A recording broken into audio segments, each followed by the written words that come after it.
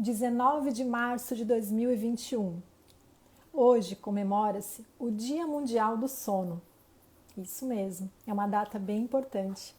E ao longo de toda essa semana, a Associação Brasileira do Sono, a ABS, promoveu vários eventos ao vivo, webinários e aulas, trazendo profissionais de saúde e aberto ao público, com o intuito de divulgar informações sobre esse tema tão importante. Você já parou para pensar que nós passamos, no mínimo, 1/3 das nossas vidas dormindo? Exatamente. É muito tempo. Então, se 1/3 das nossas vidas é dedicado ao sono, o ideal é que o sono seja de qualidade, não é verdade? Um sono bom, ele é fundamental para garantir uma boa saúde mental, emocional e física. Ao longo de toda essa semana, eu trouxe no meu feed alguns conteúdos relacionados à saúde do nariz e o sono, já que é a minha área de atuação principal. E para fechar a semana, justamente no Dia Mundial do Sono, eu convidei uma pessoa muito especial, a doutora Cibele. Ela é fonoaudióloga, muito competente, ela é certificada em medicina do sono, para que possamos bater um papo hoje a respeito de um tema tão importante, a respiração e o sono, e como que o otorrino e o fonoaudiólogo podem auxiliar na sua respiração e no seu sono. Eu vou convidá-la, só um minutinho. Boa noite para quem está entrando, sejam bem-vindos, sejam bem-vindos. Só um minutinho, Cibele. Bem-vinda. Oi, Oi, Fer. tudo Tudo bom? bem? Boa noite. Boa noite. Semana agitada, né, doutora Cibele? Me conte. Nossa, essa semana foi bastante agitada. A gente teve aí a Semana do Sono, tá tendo ainda, na verdade, né? Sim, sim. Começou na segunda-feira e vai até domingo. O último evento, se eu não me engano, às 19 horas. Então tem ainda 2 dias inteiros pela frente de programação da Associação Brasileira do Sono. Sim, bastante Eu coisa, né? Sim. E aí eu quero te agradecer o convite, né? Primeiro saber se vocês estão me ouvindo bem, tá Tá tudo sonando ótimo, tá bem? super bom teu áudio, muito bom, Cibele. Você quer se apresentar aqui para quem não te conhece? A doutora Cibele é fonoaudióloga, ela vai falar um pouquinho, assim, quem é ela? Conte então Então, aqui para nós, Cibele. Fê, primeiramente, né? De novo, muito obrigada pelo convite. Estou adorando conversar Imagina. aqui com você. Hoje é um dia super especial, porque é o Dia Mundial do Sono, dada a sua importância para a saúde e para a qualidade de vida, a gente tem no mundo um dia dedicado ao sono. E esse Dia Mundial do Sono, ele vem com a campanha desse ano, Sono Regular para um Futuro Saudável. Olha só. Então, hoje Uhum. a gente sabe da importância do sono, é um tripé mesmo, né? Alimentação, sono e atividade física, para que a gente tenha uma boa qualidade de saúde. E, então, Uhum. estou muito feliz de estar aqui nesse dia conversando contigo sobre respiração, né? Porque é tudo na vida, e a questão do sono. Então, meu nome Que é bom. Cibele, eu sou fonoaudióloga, especialista em motricidade orofacial e certificada em fonoaudiologia do sono pela Associação Brasileira do Sono.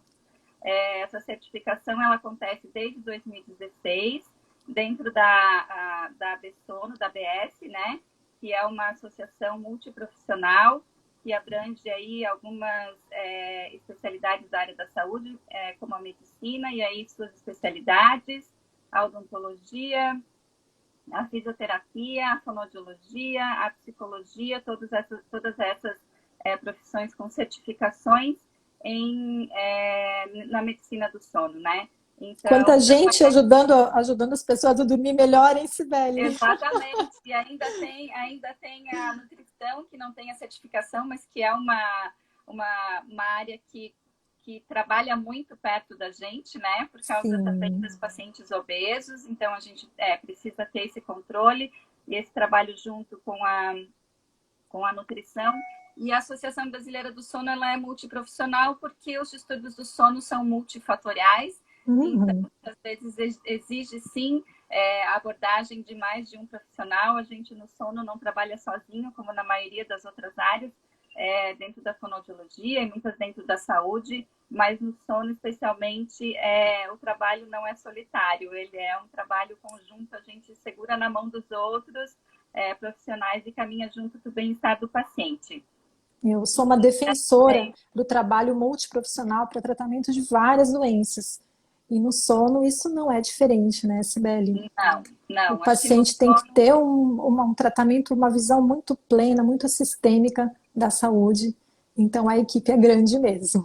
é grande, é grande. E o sono, a gente não consegue mesmo trabalhar junto. E o legal, Fernanda, é que, por exemplo, eu preciso saber um pouco da sua área, você precisa saber da minha. Sim, Então, a gente acaba tendo um conhecimento mais abrangente, realmente, das profissões. E pela necessidade de atuar junto, e ao mesmo tempo todo mundo tem que saber de uma coisa comum, que é o sono.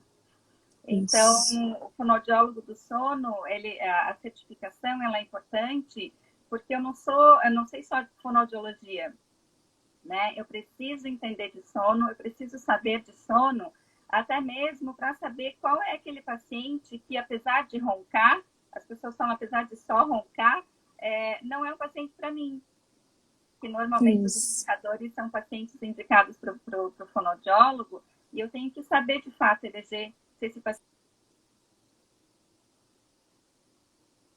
Cortou um pouquinho teu som, Sibeli. Oh, melhorou. aumentou, né?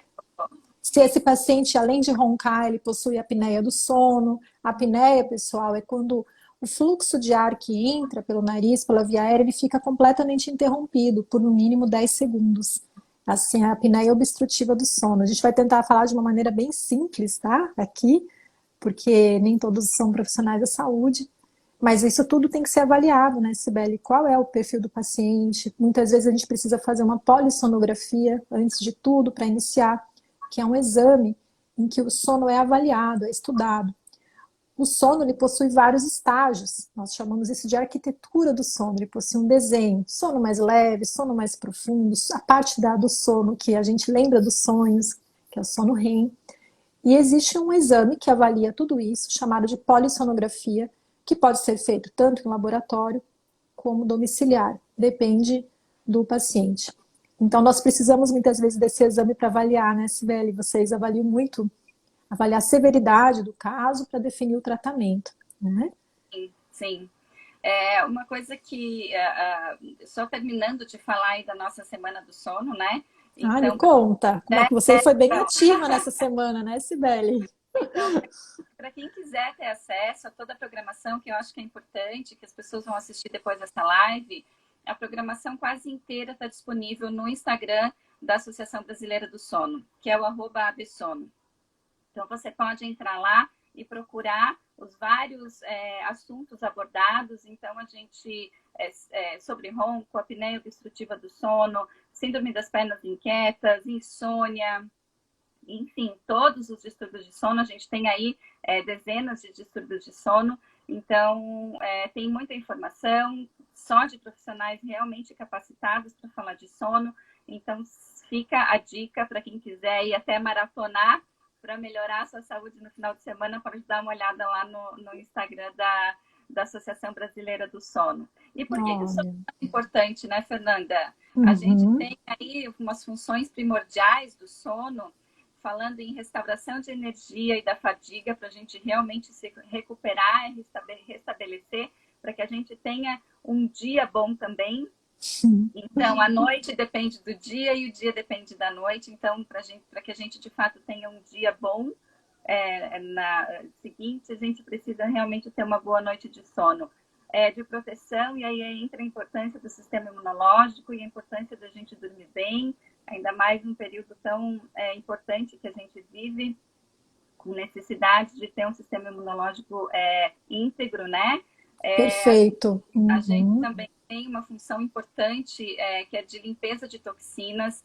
Então, existe um sistema que chama sistema linfático, que ele só atua durante o sono e em determinada fase do sono, e aí ele faz uma limpeza. Então, significa que se a gente não passa por essas fases do sono, e se a gente não tem atuação desse sistema, a gente pode ir acumulando sujeiras, né? Coisas que a gente não quer no nosso cérebro, e aí isso ao longo do tempo impactar em doenças importantes como o Alzheimer, por exemplo. E a gente também tem uma coisa muito importante, que é a consolidação da memória. Então, é no sono que a gente consolida a memória. Adianta passar a noite inteira estudando para ir bem na prova no dia seguinte, será? Não, varar a noite, não. Vamos dormir bem, respeitando aí, né?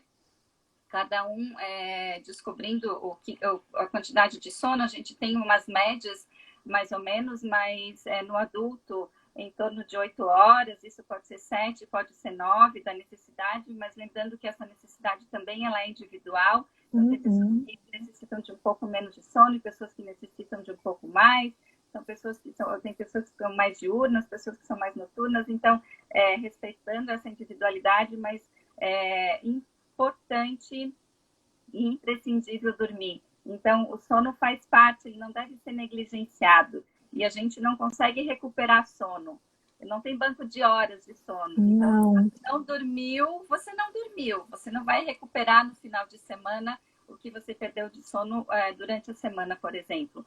Então, dada essa importância toda para o nosso equilíbrio, para o equilíbrio da nossa saúde, que a gente tem um Dia Mundial do Sono, e a gente tem no Brasil a Semana do Sono, e a gente está aqui conversando sobre isso, duas áreas que sempre trabalharam e atuaram muito juntas, né, Fernanda? A fonoaudiologia e a otorrinolaringologia, e falar de respiração, que eu acho que é uma área, uma função que eu atuo muito há bastante tempo, e a tua área também, né?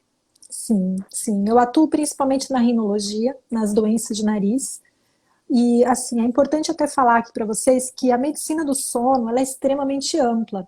A medicina do sono, ela vai englobar distúrbios respiratórios do sono, que é o que a gente vai tratar aqui, e existem os distúrbios neurológicos e psiquiátricos do sono, que não vão ser abordados. É importante diferenciar essas duas condições, e eu comentei no início da live, nós passamos no mínimo 1/3 das nossas vidas dormindo. Então, portanto, que esse sono seja de qualidade. E falando de pandemia, né, Cibele, eu acredito que nós vivemos também uma pandemia de privação do sono. Com excesso de internet, nós acabamos indo dormir muito tarde, não respeitamos nossos ritmos cronobiológicos. Muitas vezes vamos sempre encurtando e pensando em ser mais produtivos no trabalho, vamos terminar essa tarefa, fazer isso, somos interrompidos pelas telas, pelas redes sociais, por muitas demandas, e na verdade no dia seguinte nós acabamos não conseguindo produzir tanto assim, ao contrário, né? Então não é um negócio tentar comer uma horinha de sono ali, outra aqui, no longo prazo. Tem que ter muito cuidado, como a doutora Cibele falou. Não existe banco de horas para sono. Então isso tem que ser preservado, faz parte da saúde. Tá? Com saúde a gente recupera tudo, tudo. Então preserve o seu sono. Então, até falando sobre a respiração, quem aqui respira mal pelo nariz ou algum dia resfriado, gripado, teve uma noite péssima de sono, não conseguiu dormir bem? Então é sobre isso que a gente vai falar também hoje à noite, sobre como que a obstrução nasal, a obstrução das vias respiratórias pode prejudicar o seu sono. Vocês sabem que o nariz ele possui 3 funções principais. O nariz condiciona o ar inspirado que chega aos pulmões. Ele consegue aquecer, umidificar e filtrar esse ar. Dessa forma, o ar chega no ponto certo para que aconteça a troca gasosa, a oxigenação pelos pulmões. Então, uma pessoa com o nariz congestionado, naturalmente vai ter que respirar mais pela boca. E essa troca da respiração nasal pela respiração oral não é um bom negócio.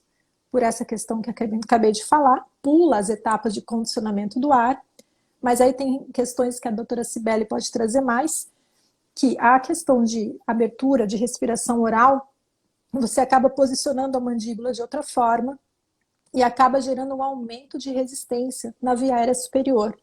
Existe uma chance maior, se você respirar pela boca, de colapsar os tecidos e músculos da faringe. Com isso, fica tudo mais estreito, a via aérea mais estreita pode começar a gerar um turbilhonamento do ar com roncos e apneia, porque a resistência inicial da via aérea começa no nariz. Quer falar um pouquinho disso, Sibeli?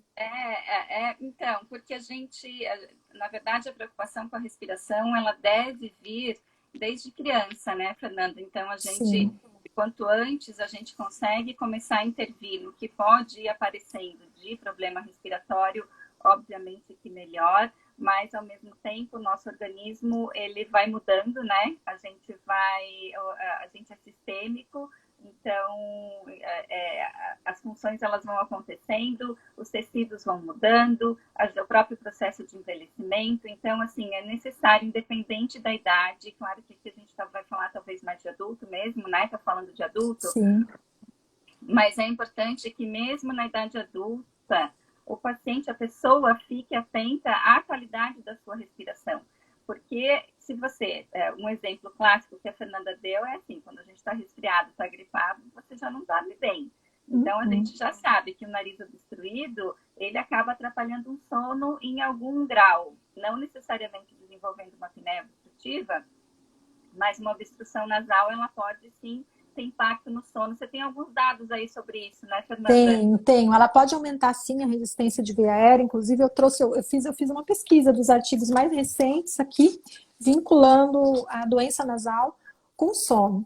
Então, até começando pelo mais comum, mais prevalente, a rinite alérgica, por exemplo. Sibeli, você atende muito paciente assim, né? Que chega no consultório teu para fazer sessões de fonoaudiologia, de fonoterapia, motricidade oral, mas com rinite. E o que seria a rinite? Ela é uma situação de inflamação da mucosa nasal, onde a mucosa fica inchada, edemaciada, e isso pode acabar interferindo na entrada, no fluxo de ar pelo nariz. Então, um dos sintomas cardinais, principais da rinite alérgica é a obstrução nasal. Os outros sintomas eu não vou entrar aqui, porque não dizem muito respeito aqui na nossa live. Mas então a rinite alérgica, um grande estudo foi feito nos Estados Unidos em 2018, um grupo de adultos, e ela comprovadamente interferiu na qualidade de sono desses pacientes. Houve mais interrupções no sono, o sono ficou mais fragmentado. Então, aqui é um conceito que é importante vocês entenderem que o ideal é que o sono seja mais consolidado possível, que ele aconteça num bloco, de preferência à noite, que você não acorde, que você não desperte, porque cada despertar que você tem, você não consegue formar a arquitetura adequada do sono, atravessar todas as fases. O sono tem um desenho, ele tem que cumprir essas fases para que todas as funções de reparação aconteçam. Não é Então, só o tempo de sono, né, Fernanda? É a não, qualidade do sono. Então, não é só a sim, privação do sono, como também a qualidade do sono. a qualidade do sono. Então, eu recebo no meu consultório pacientes com dificuldades respiratórias que falam: eu durmo 9 horas por noite, mas eu acordo cansado. Eu acordo com a sensação de que me faltaria mais meia hora de sono para conseguir começar o dia com disposição. Então, tem alguma coisa errada aí. A gente já vê, opa, isso não está bem. Então, são pacientes que têm o sono fragmentado, interrompido, pequenos despertares que vão acontecendo. E esses despertares, eles podem acontecer pela obstrução, por exemplo, da via aérea inferior, que pode gerar apneia do sono propriamente. Então, isso gera uma queda na oxigenação e isso acaba levando a despertar. E a questão do nariz, especificamente, além da congestão nasal, que a gente está falando da obstrução, existem alguns mecanismos secundários que podem acabar interrompendo, como é que eu vou dizer, deixando um sono mais disruptivo.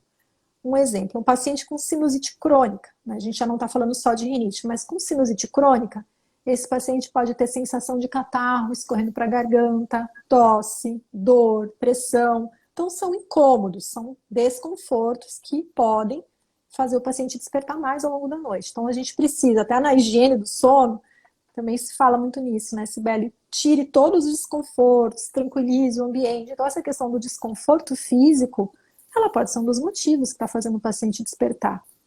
Então, a sinusite crônica, embora esses sintomas não sejam obstrutivos, eles são disruptivos ao sono, né?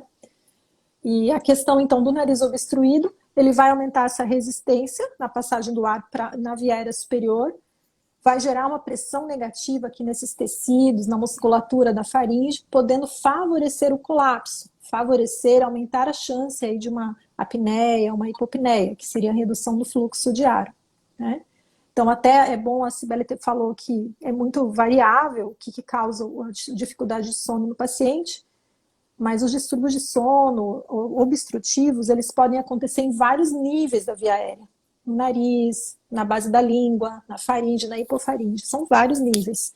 E vários outros fatores podem favorecer isso, como a obesidade, o sedentarismo, a utilização de alguns medicamentos que relaxam mais essa musculatura, né, Cibele? A bebida alcoólica, que também relaxa mais. Então a pessoa fala, eu tomo uma cervejinha, eu ronco mais. Isso pode acontecer de fato, né? E a gente tem também, assim, né, a questão da obstrução aguda, por exemplo. Eu fiquei gripada, estou resfriada, tentar limpar e desobstruir isso da melhor forma e passa. Então, pronto, tudo bem. Mas o paciente da rinite, ele é um paciente que ele é um paciente controlado e controlável, né, Fernanda? Mas ele é um paciente que não tem cura a rinite, né? Não. Então, e quando eles são pequenos, os mais novos, são os pacientes que a gente tem mais difícil controle da função, porque a gente precisa desse controle do nariz mesmo. E muitas vezes o paciente vai uma vez no otorrino, porque a gente não vive, não atua, não começa um trabalho sem caminhar para o otorrino. Então, ele vai uma vez e depois ele esquece que tem que ir no controle, ou ele faz aquele tratamento e depois ele não volta no otorrino. Então, sim. É muito importante que o paciente saiba que se o otorrino fala, olha, você precisa voltar daqui 6 meses, né? Isso exige controle. Então, nas cirurgias, eu acho que isso é mais pontual, mas nesses casos de rinite, de sinusite, né, Fernanda? Eu acho que tem que ter esse controle, ele tem que ser periódico, conforme a orientação médica mesmo. E aí a gente consegue ter uma efetividade maior dos tratamentos também. Sim, sim. Porque a rinite, ela é uma rinite alérgica, que estamos falando, existem outras formas de rinite, mas a rinite alérgica, ela é sim uma doença crônica que não tem cura. Existe controle, existem diversos tratamentos muito bons para rinite alérgica.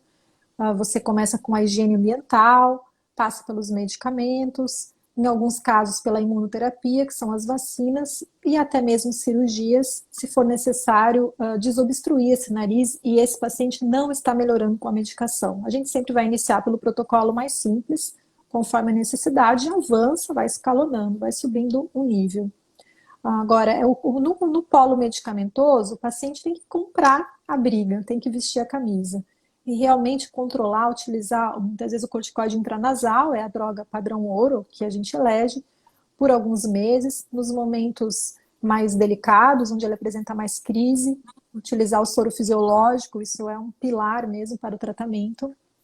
E se a gente observa nesses pacientes alterações anatômicas que estejam contribuindo para a dificuldade respiratória, muitas vezes é necessária uma correção cirúrgica.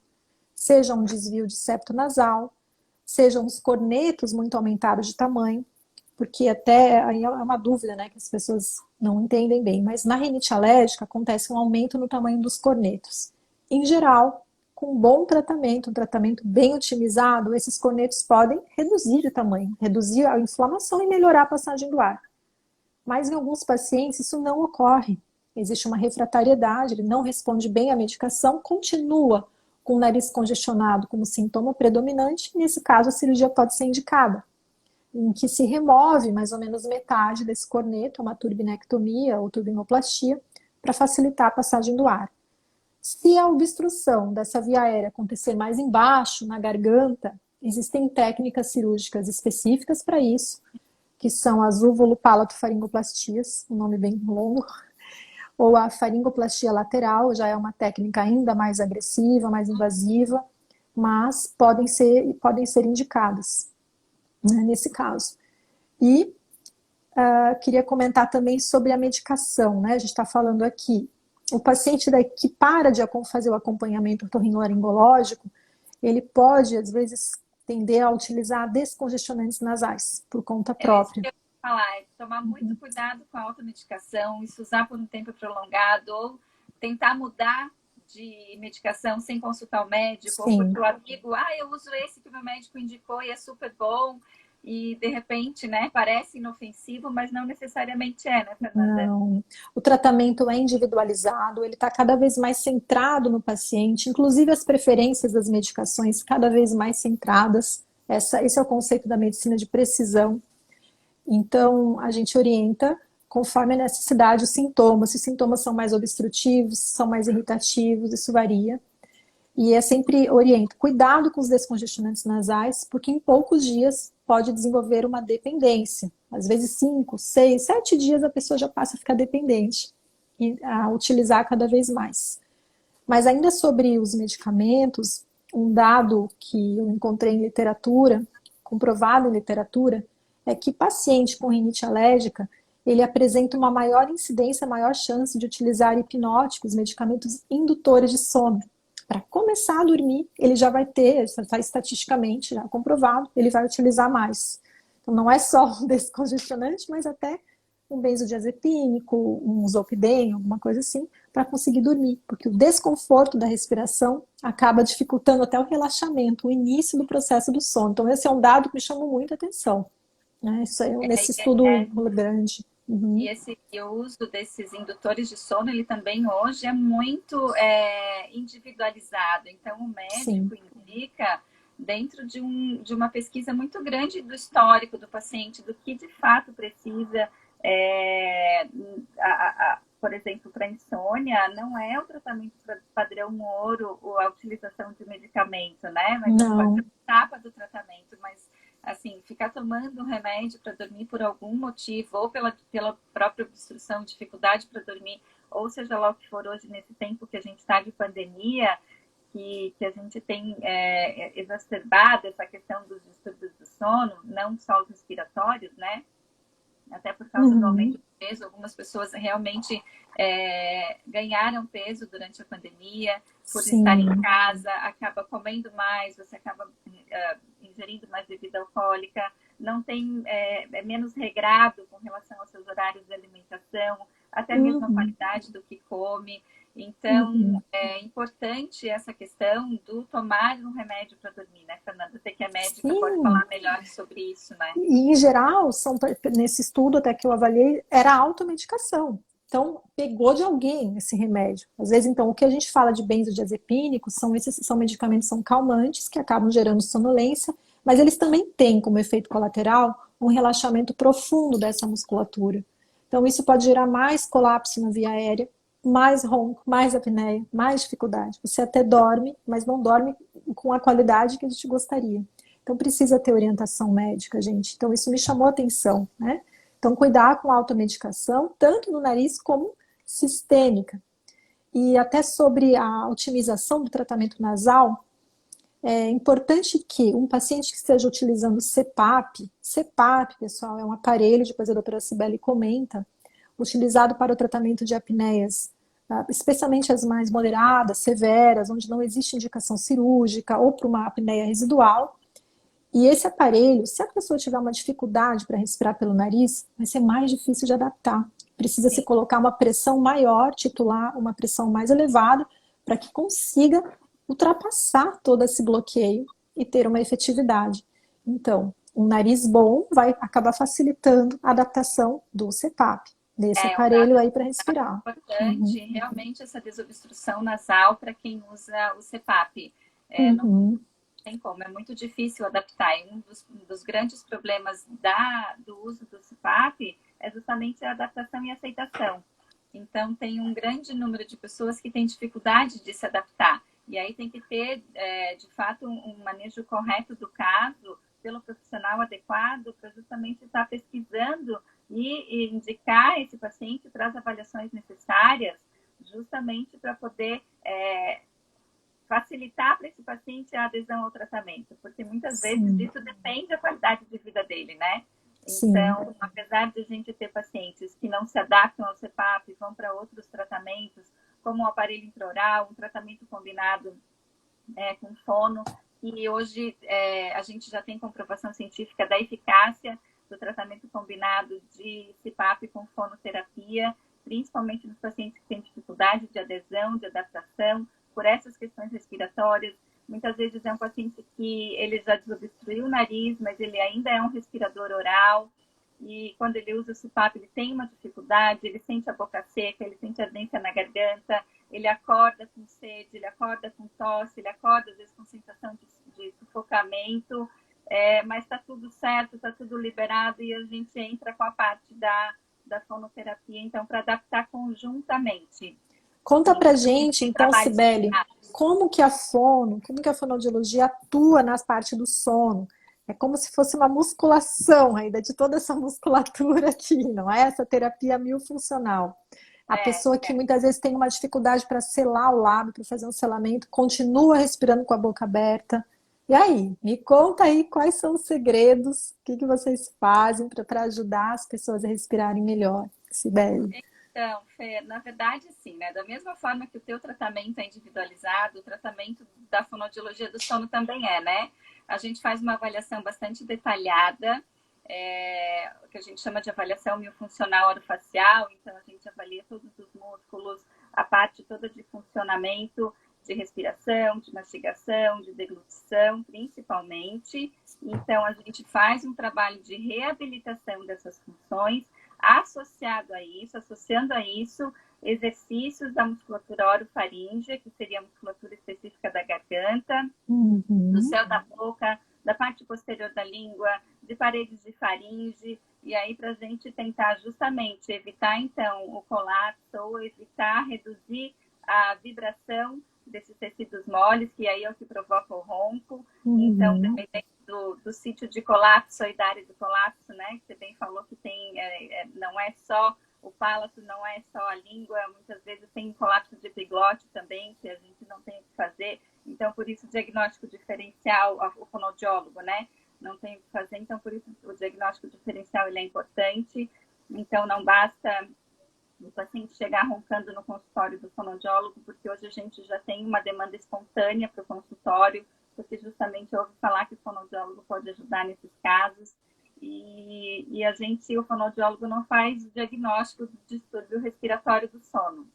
O fonoaudiólogo faz o diagnóstico fonoaudiológico. E aí ele sabe se esse paciente é elegível para sua terapia ou não. Mas o diagnóstico, Fernanda, ele é exclusivamente médico.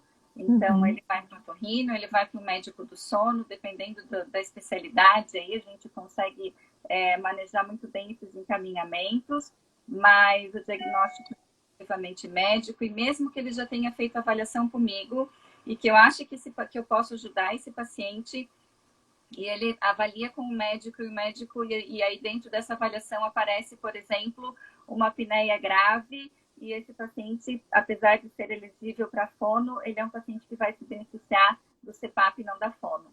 Isso. Então, E numa avaliação é importante. otorrinolaringológica, a gente consegue realizar o exame endoscópico, é feita endoscopia nasal, endoscopia laringe, consegue avaliar locais mais estreitos para a passagem do ar.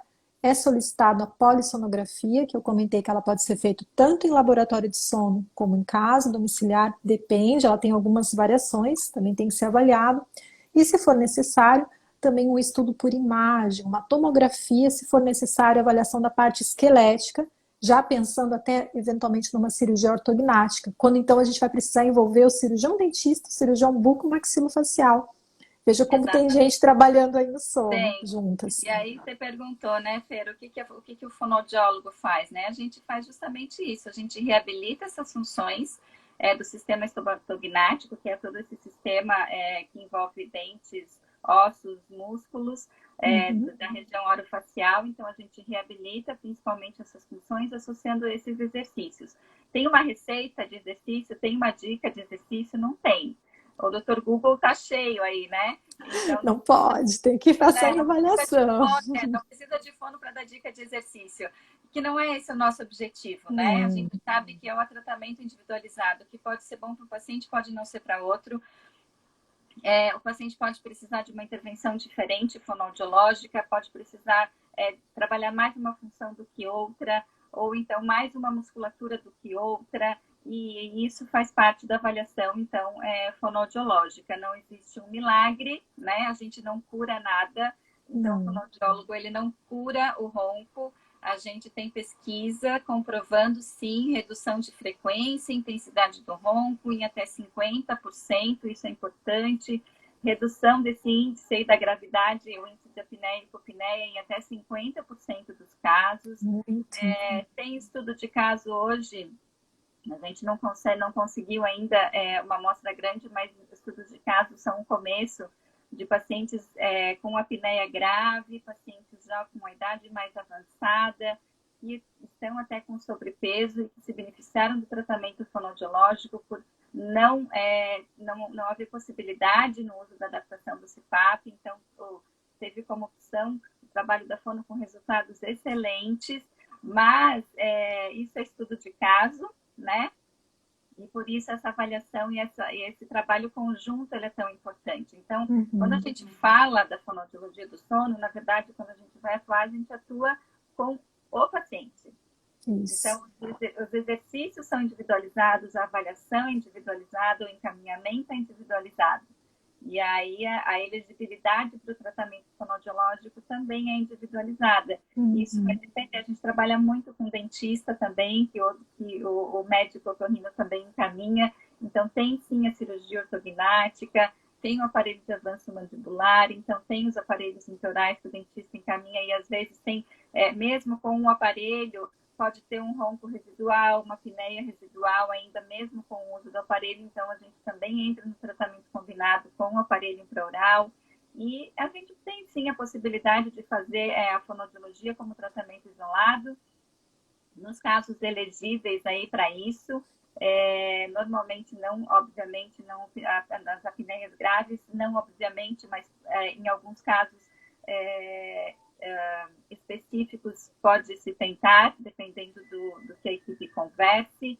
Então, é de fato um trabalho em equipe, Fernanda, e é individualizado, não tem promessa, não tem milagre, não. Mas eu acho que o recado até que nós queríamos deixar para vocês se você tem alguma dificuldade para dormir, se você percebe que a sua respiração está atrapalhando o seu sono, ronco não é normal, apneia do sono, engasgo, sensação de sufocamento, isso leva a gente a buscar ajuda, né? A gente quer que vocês fiquem atentos a esses sintomas, seja do esposo, alguém comentou aqui do esposo, o cônjuge, busquem auxílio, existem muitas alternativas de tratamento.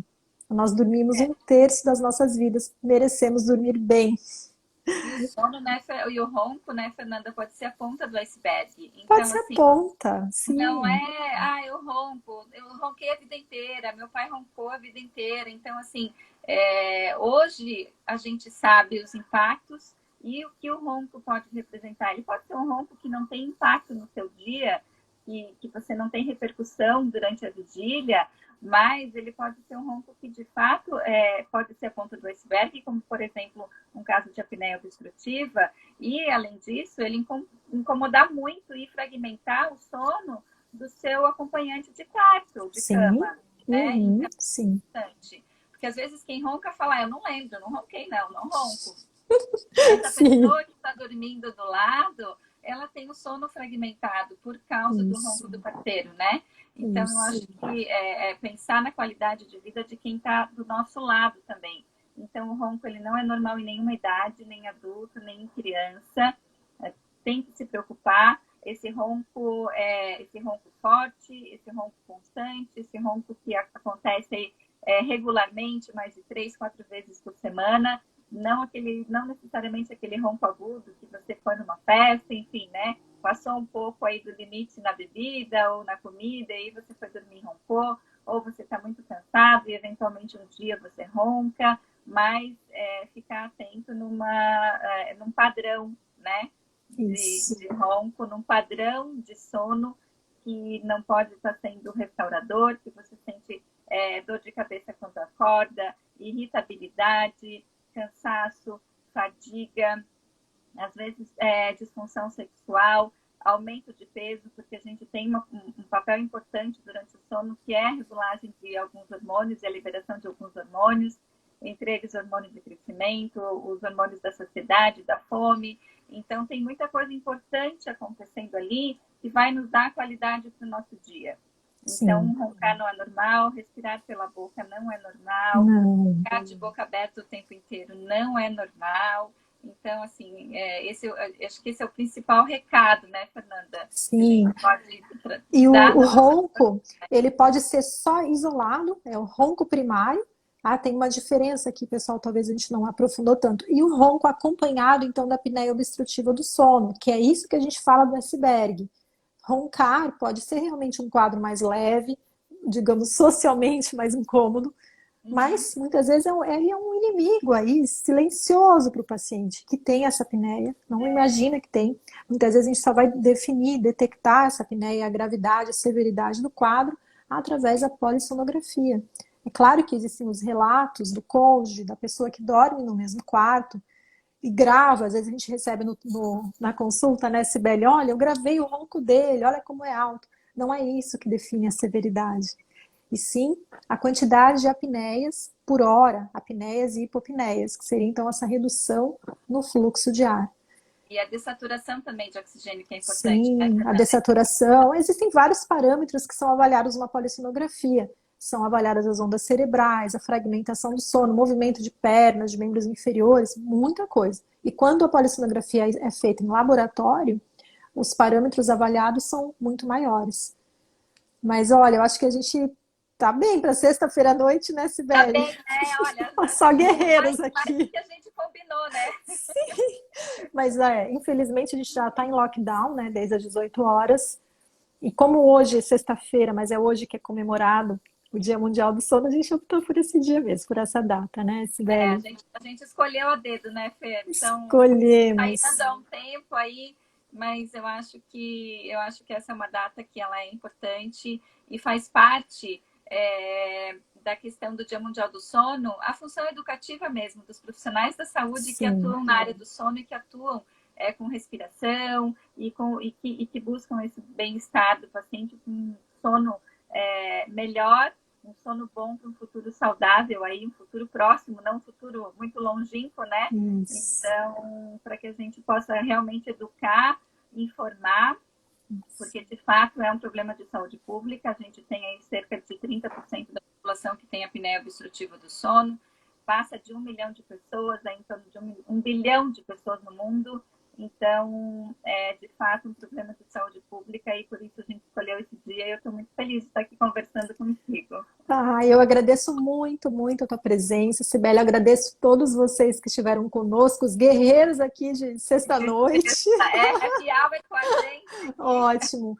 a Olha, fórmula pessoal, da saúde. isso, exatamente. Se vocês conhecem alguém com dificuldade para dormir, respiratória, alertem essa pessoa, busque ajuda, que não é como a doutora Sibeli falou. Roncar, ter apneia, isso não é normal.